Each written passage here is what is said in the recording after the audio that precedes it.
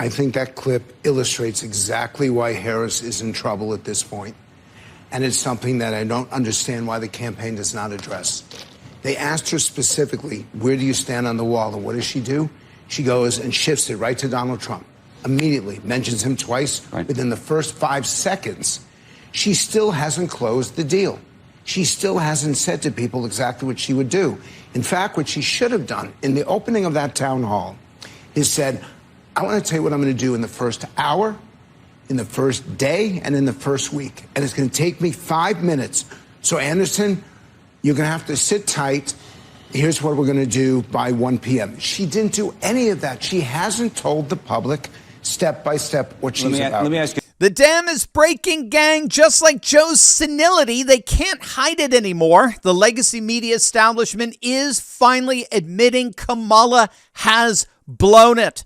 This election is increasingly being seen as over, as everything, literally everything, is breaking towards Trump. And I'm going to show you exactly what the state of the race is as we speak and what it all means going into November. Hey, gang, it's me, Dr. Steve, your Patriot Professor, a very, very excited Patriot Professor here to help you stay sane during these insane times. So you know what to do. Make sure to smack that bell and subscribe button. Seriously, you do not want to miss a single video where we've got all the latest on the election heading into November. Before we dive into things here, gang, I will be the first to admit that bad habits can be a struggle for anyone, myself most included. And when I hear about a good solution to solving a bad habit that I know many deal with, I can't wait to share it with you. What if I told you there was an enjoyable and fun alternative to one of the most prevalent bad habits in our society? Well, that's where Fume comes in. This new flavored air device is quickly becoming the new alternative to those old choices. It's an award-winning flavored air device with phenomenal flavor, and it's a guilt-free option with non-toxic seasonal flavors like maple pepper and white cranberry. It's like having your favorite herbal tea and knowing you can feel good about it. And the best part about Fume is that it fills a void when you're trying to kick those nasty habits, and it's one more way that courageous conservatives can fight against the left and their agenda to keep Americans down. You should seriously give Fume a try. They've conducted third-party studies. They have amazing quality control of their products, and they've developed it all right here with real doctors in the United States. Join the over 300,000 Fume users, and for a limited time, use my code Steve Turley to get your free Fume base when you order the Journey Pack. Head to tryfume.com, use code Steve Turley, or just scan this QR code on the screen. Get a free Fume base with any Journey Pack order. Trust me, gang, this is one swap you can feel great about. What's there to lose? Click on that link below or scan the QR code right now. As you can see, the meme dam is certainly beginning to break here. Kamala the Hindenburg. I love this one. You have a Harris Waltz building falling over, crushing the props underneath it, labeled The Atlantic, CBS News, NBC News. I mean, it's perfect because these legacy media outlets have done everything. They've literally done absolutely everything they could to prop up this pathetic excuse for a candidate, and it was all for naught. It turns out nothing could rescue this clown of a candidacy in Kamala. As Virginia Project pointed out, the Democrats are finding out the hard way there was a very good reason Harris was polling at only 1% in their 2020 primary. So here we are just 12 days before the election, and there's no way around it. You heard the panic in Frank Luntz's voice. The dam has broken. Every single predictive indicator is swinging Trump's way. And we're talking swinging way to Trump. Remember, we've got three major predictive indicators, right? So we've got the polls, we've got voter registration and identity trends, and we've got early voting. So let's start with the polls. Over the last 72 hours, poll after poll after poll has been dropping, showing Trump pulling away with the national vote lead. This is unprecedented. He never did this in 2016. He never did this. He never even came close to doing this in 2020. The latest to drop is the CNBC poll. They use Heart Research. Heart Research notoriously leans to the left. And yet, take a look. They got Trump with a 2-point lead over Harris, 48-46. I mentioned in our last video today the final Wall Street Journal poll that just dropped last night right before Kamala's catastrophic town hall on CNN. They found it's Trump +3 nationally. By contrast, their last poll in 2020 in the final week of October was Biden +10. The latest Atlas Intel, of course, dropped over the weekend.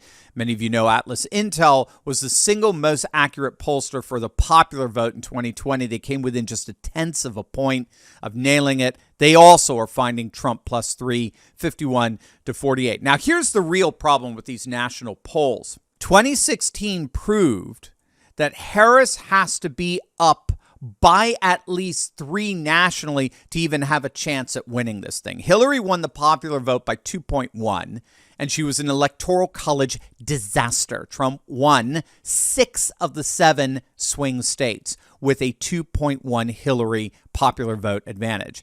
Kamala needs to be up by at least 3 to even have a remote shot at winning. Again, I want to reiterate, Biden was up 4.5, and he still came within 40,000 votes of losing.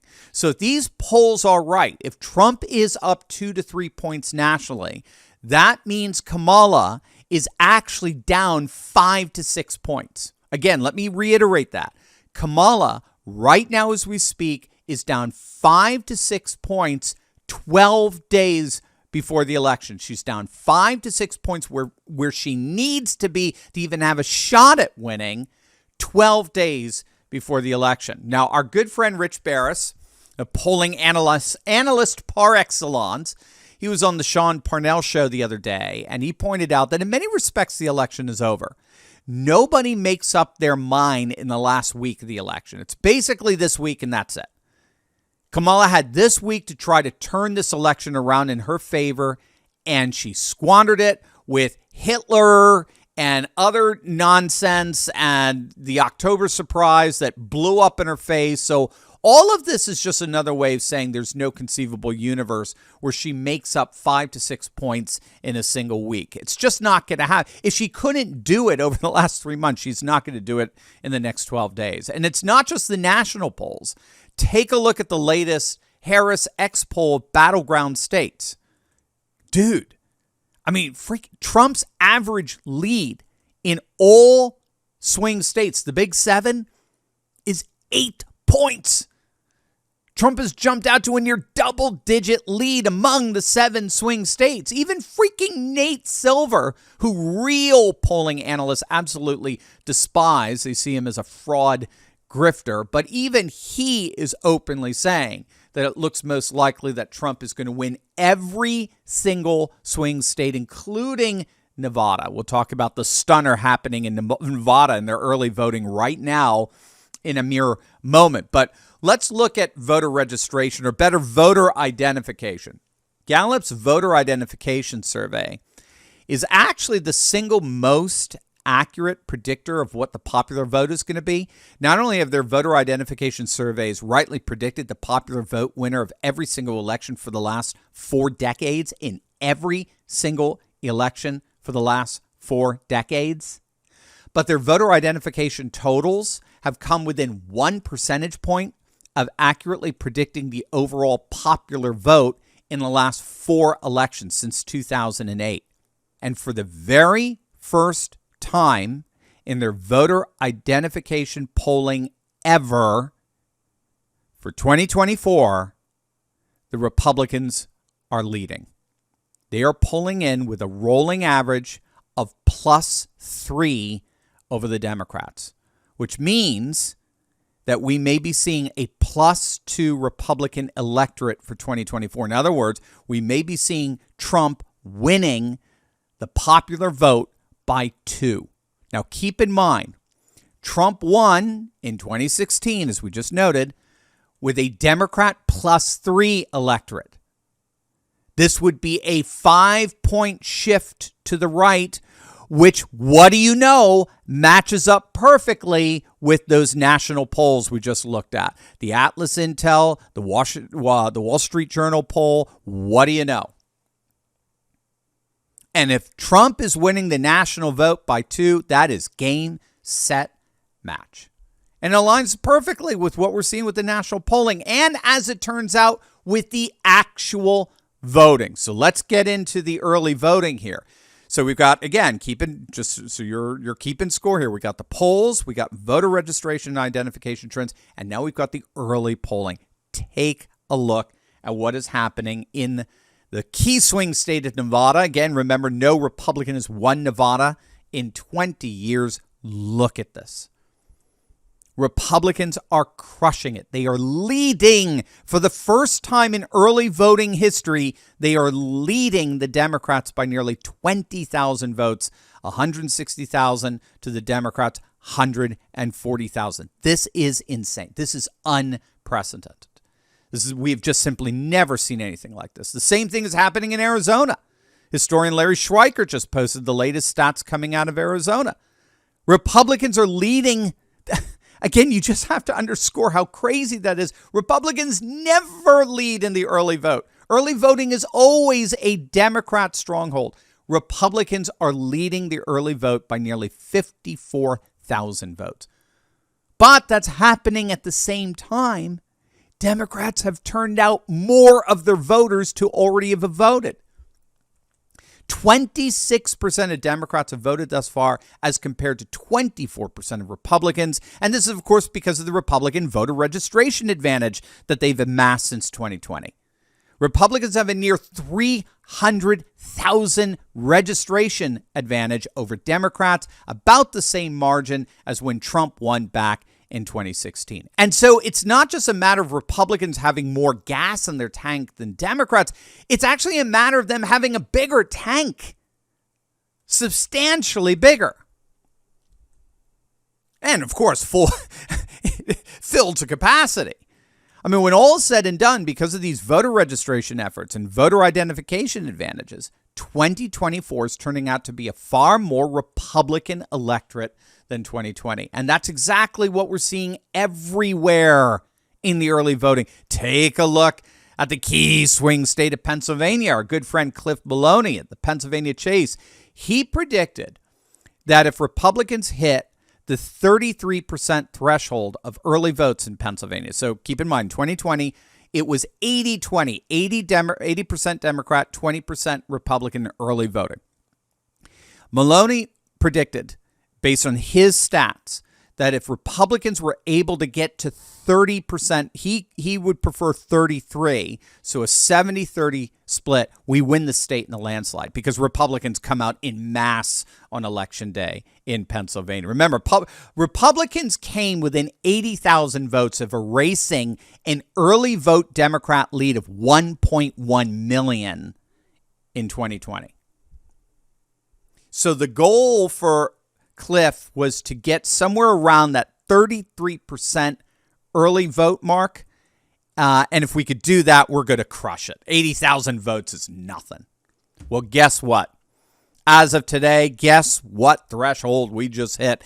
Can you say 33%? That's exactly what the Republicans are now clocking in on in Pennsylvania. The Democrat firewall of Pennsylvania has officially been smashed. In fact, data analyst Seth Keshel, who we'll have on the show tomorrow, he's arguing, just based on the success of like Scott Pressler's voter registration efforts, if Trump runs as far right of the Democrat registration advantage as he did in 2020, he's going to win Pennsylvania by 4.5%. Again, remember, this really all comes down to what's happening in eastern Pennsylvania. As our good friend, again, Rich Barris, loves to point out, western and central Pennsylvania didn't change that much between 2016 and 2020. The 80,000 vote margin that Biden got in 2020 largely came from eastern Pennsylvania. And the problem for Kamala is that you can't have margins collapse in New York and New Jersey and Virginia and not see comparable collapse in eastern Pennsylvania. And that's exactly what we appear to be seeing in the polling and the voter registration and early voting in Pennsylvania. In fact, the latest analysis from Trafalgar and Insider Advantage concludes, they corroborate each other, that they conclude with a rather considerable degree of confidence that Trump will indeed win both Pennsylvania and Georgia rather easily. Speaking of Georgia, I mean, it's a bloodbath for Democrats right now in the early voting. The black vote in Georgia looks like it's fallen to pre-Obama levels. It's the lowest we've seen since pre-Obama. Remember, black vote got up to 40% in Georgia. Now it's tanked to the mid-20s. We talked about this in one of yesterday's videos. The white vote in Georgia and pretty much throughout the South, including North Carolina, is through the roof, whereas the black vote, just for whatever reason, it's way down. Apparently, the black vote feels rather disenfranchised and disengaged from this election. And, to add insult to injury, more blacks than ever are voting Trump. So the black vote is down, but the vote for Trump is up. So it's just amazing. Again, like I said, Trump is surging, Kamala's collapsing. There's no way around it. And I haven't even brought up Virginia yet. Right now, as we speak, Virginia is in play.